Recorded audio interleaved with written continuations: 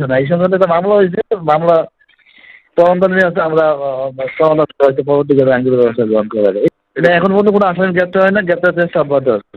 আচ্ছা, আজকে ওরা দুপুর 11টা 20 নাগাদ ওরা এই ভ্যানটা আসছে আর কি। তো পিওসিসের স্টাফ যারা ছিল ওরা মালামাল রিসিভ করেছে। এখানে আমাদের উপজেলার যে মালামাল ছিল সেগুলো রিসিভ করার পরে যখন ওরা অন্য উপজেলার উদ্দেশ্যে রওনা করেছিল তখন প্রতিমধ্যে কিছু দুষ্কৃতিকারী বা কিছু মিসক্রিয়েন্ট এগুলা মানে ওই ড্রাইভারকে পথরুদ্ধ করে ড্রাইভারের কাছ থেকে হয়তো করেছে আর কি, চাবিটা নিয়ে কিছু 4-5টা প্যাকেট হয়তো করেছে। বাট এটা যেহেতু তদন্ত সাপেক্ষে প্রমাণিত হবে, মামলা করা হয়েছে। মামলার পরে হয়তো যারা দোষী তারা হয়তো হবে উদ্ঘাটিত হবে যে কার কি দোষ এখানে।